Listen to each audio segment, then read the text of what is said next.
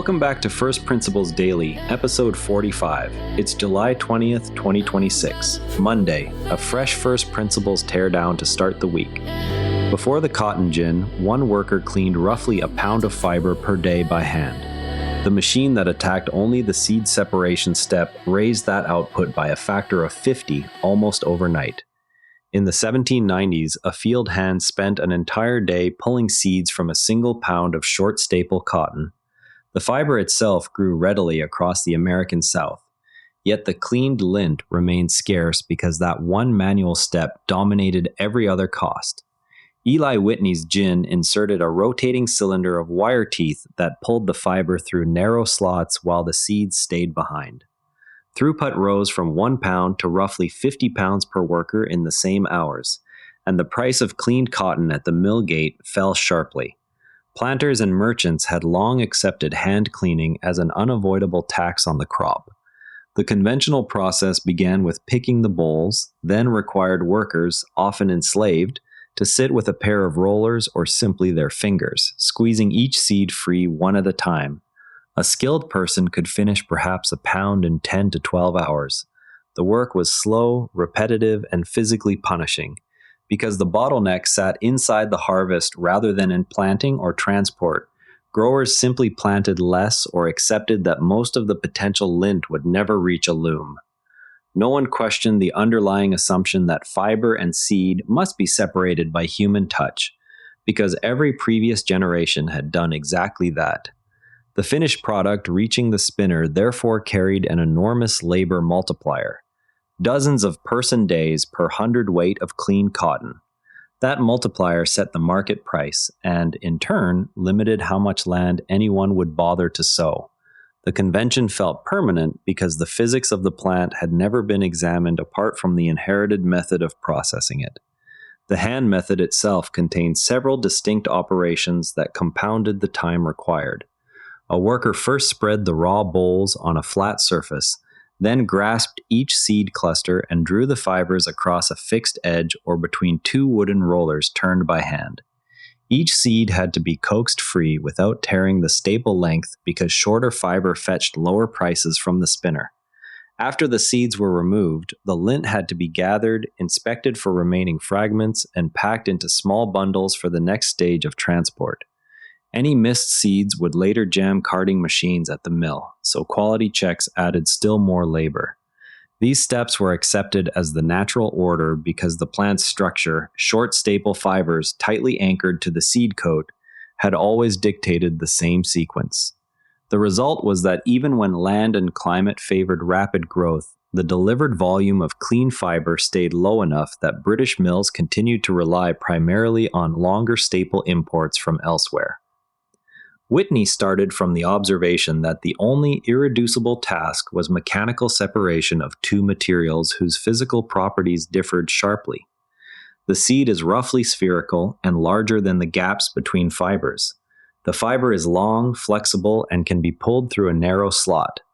A magic wand estimate of the raw material floor is therefore close to the cost of the standing plant itself, seed, soil nutrients, and sunlight, because once the fiber is detached, the remaining steps are only baling and shipping. Under the hand labor regime, the effective idiot index, measured in person days rather than dollars, sat at something like 50 to 1. That means 50 days of cleaning labor for every single day of field work. Whitney's machine attacked that ratio directly. He mounted a cylinder of wire hooks that rotated against a fixed breastwork of narrow slots sized so the seeds could not pass. The hooks dragged the lint through while the seeds dropped into a separate hopper. A second cylinder of brushes then cleared the lint from the hooks so the machine could run continuously. Each of those choices eliminated a distinct labor term.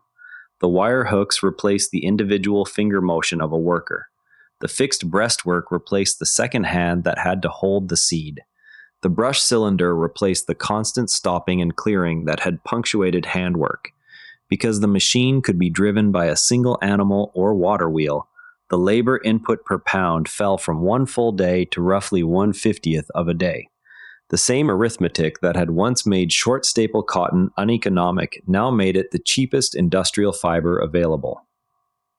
One might object that earlier roller gins already existed in India and elsewhere, yet they handled only longer staple varieties and still required two operators turning heavy rollers by hand.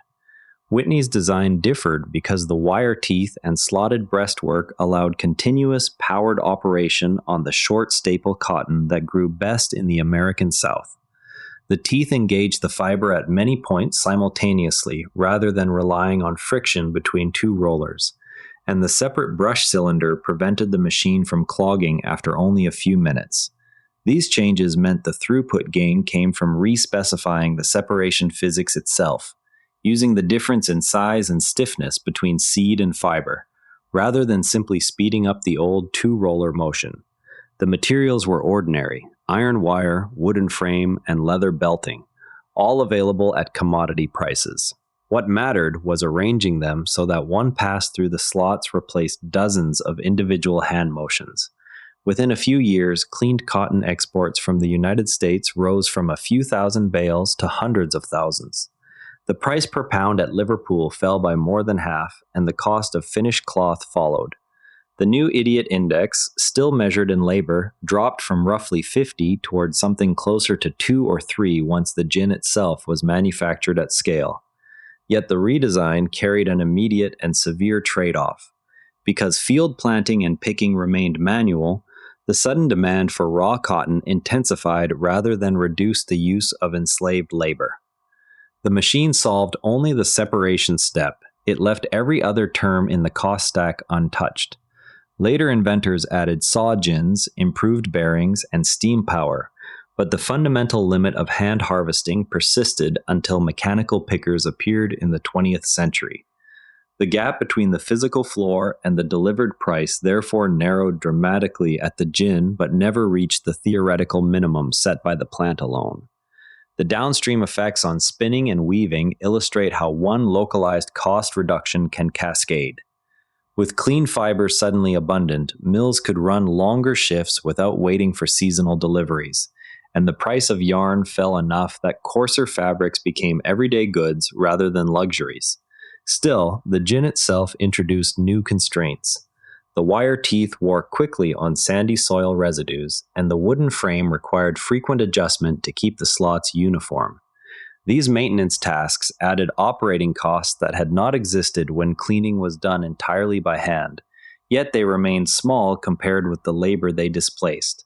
A process whose dominant cost sits in one narrow physical transformation will collapse in price the moment that single transformation is mechanized, regardless of how the rest of the chain is organized.